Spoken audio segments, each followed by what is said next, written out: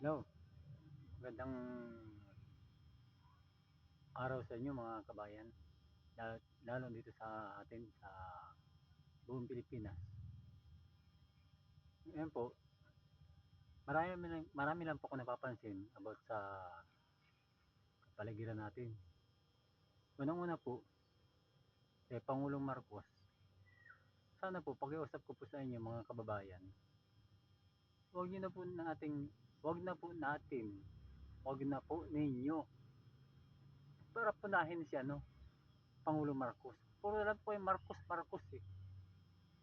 Huwag na po nating ano yun, kasi nakalipas na po yun. Lalo itong anak na si Pangulong Bongbong Marcos,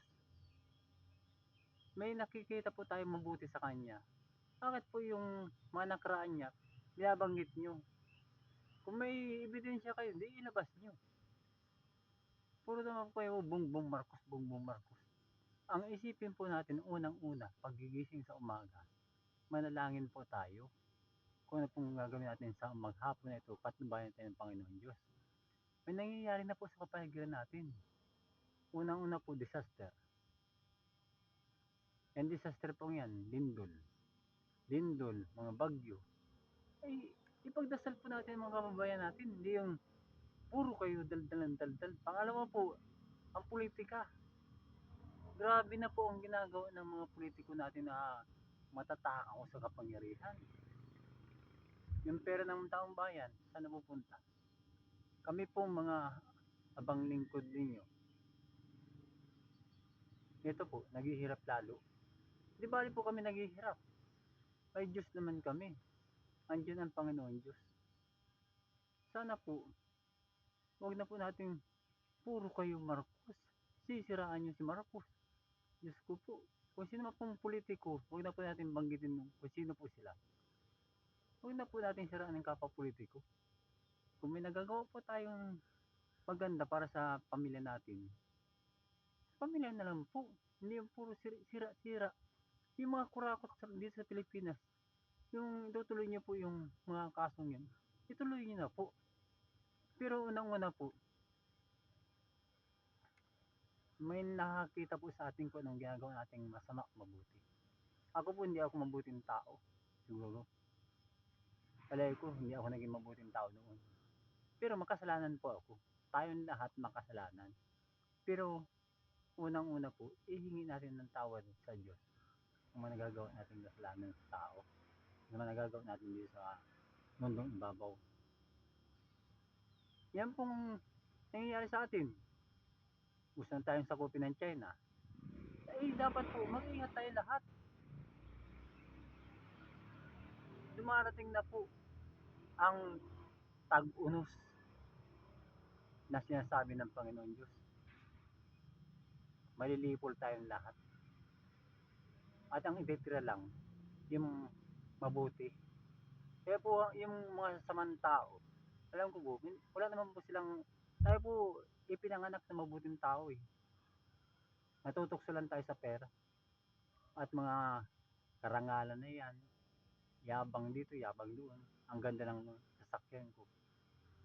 Huwag na po yung, hindi man po tayo na kumakampi sa presidente, kundi iwaksin nyo po sa isip ninyo na puro kayo presidente, Presidente Marcos.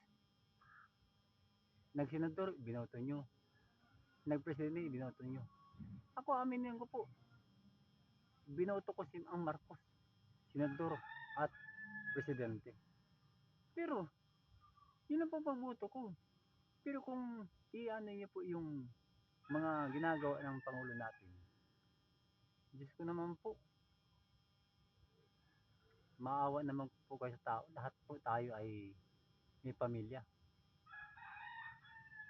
Ako po, dati ako nagsilbi sa Armed Forces of the Philippines. I am reservist. Nagkapugo po ako ng reservist. Nagcad po ako. Hanggang ngayon po, under ng Constitution, tapat po ako sa bayan ko. Pero po, ang silipin po natin, ang tingnan po natin, yung pong manangungurakot, naghihirap na tayo.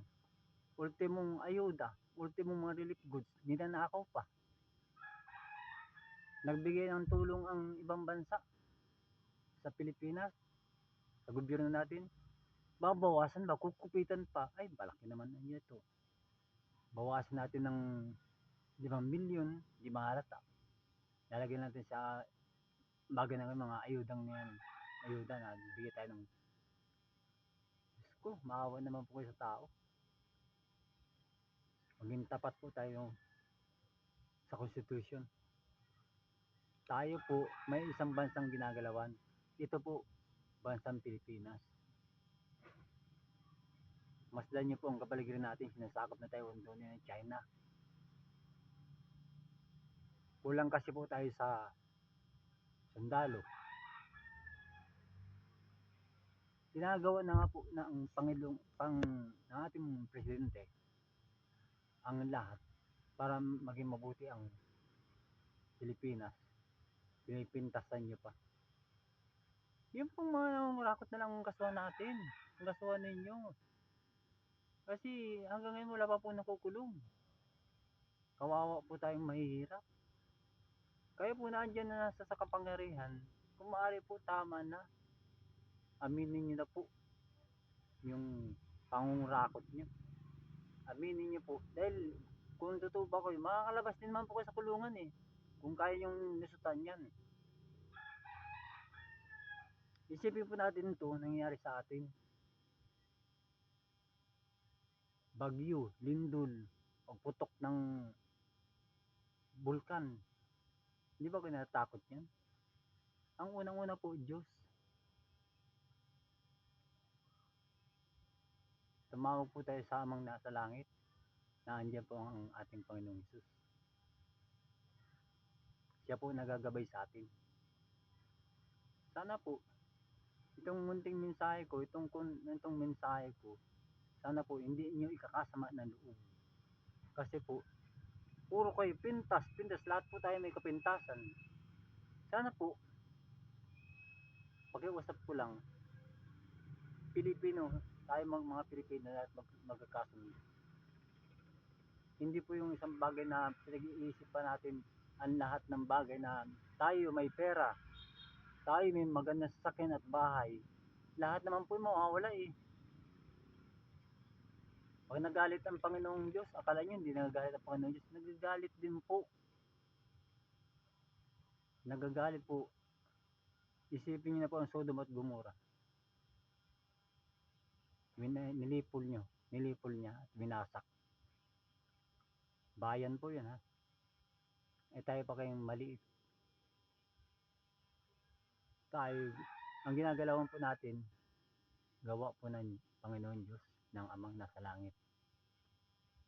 Sana po, lahat po itong ating mga ginagawa, manalangin po tayo. Pag tulog sa gabi, ano po yung gagawin natin? Yung magsalamat. Kumakain tayo, magpasalamat. Pero yung kinakain po ng pamilya mo na galing sa nakaw, makapagpasalamat kaya po. Kung nagnakaw man kayo, yung iba, itulong nyo sa tao. Aminin nyo may pagkakamali kayo, may pagkakasala kayo. Natutulog kayo sa marangyang higaan, sa magandang bahay. Dinidilog yun naman yung nasa labas nyo, kayo panatag. Akala nyo po, panatag na kayo yan. Lahat po ng mga ginawa ng tao, bubuksain ng Panginoon Diyos. Maganda man sasakyan mo, maganda man ang bahay mo, maganda ang damit mo na nagkakalaga ng 30,000, may bahay kang 1 bilyon o 100,000,000, mawawala po yan sa Panginoon ng Diyos. Tuldok lang po yan, tuldok lang.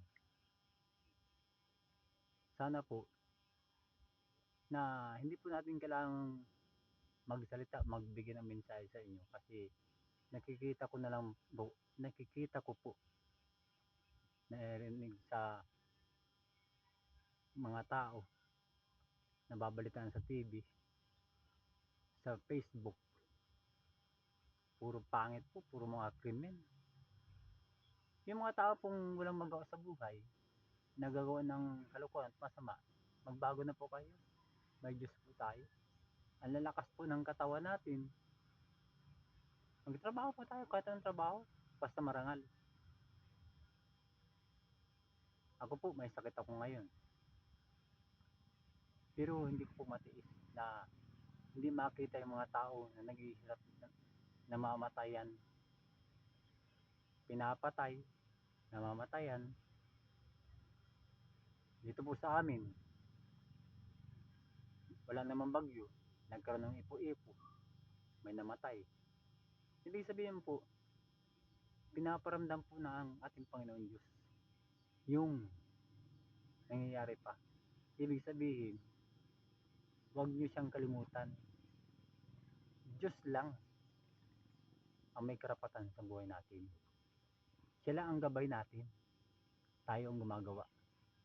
Tayo ang gumagawa ng desisyon sa buhay kung anong dapat sa pamilya natin.